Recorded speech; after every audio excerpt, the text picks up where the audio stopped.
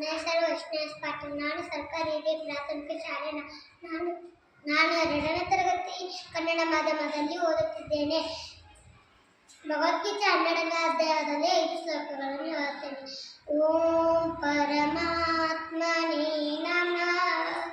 ಶ್ರೀಮದ್ ಭಗವದ್ಗೀತಾ ಅಥ ದ್ವಾದಶೋಧ್ಯಾಯ ಭಕ್ತಿಯೋಗ.